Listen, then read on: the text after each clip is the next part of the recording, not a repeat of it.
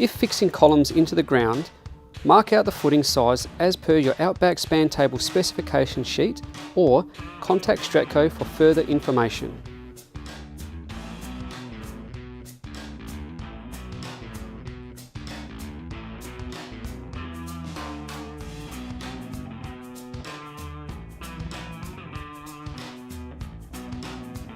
Soil type can vary at different locations, so use the necessary equipment when digging the footings.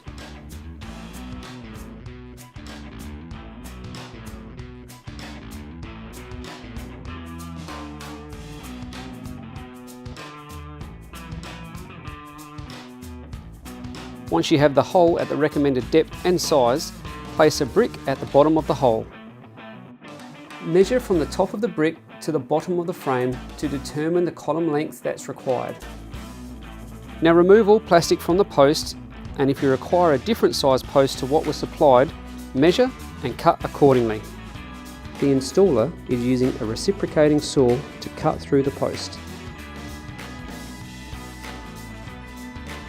Once you have cut through, turn your post around, and at the top of the post, measure the distance where the post will slide into the bracket, which is attached to the beams.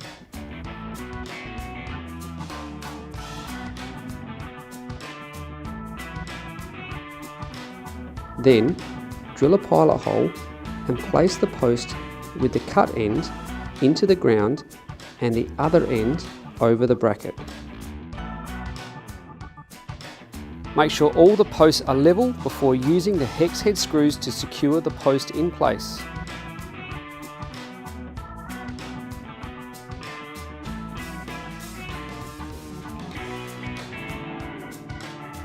For intermediate posts, install the post connector bracket in the required location and repeat the process.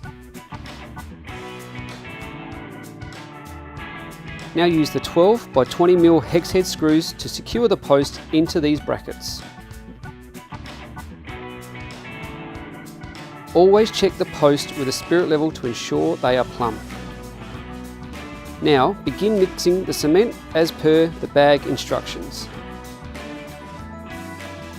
Put the post in the cement and make sure it's level.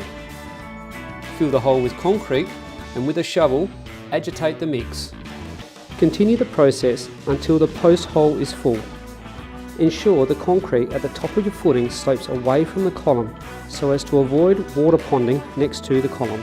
Once the concrete is set, you can remove any bracing or supports.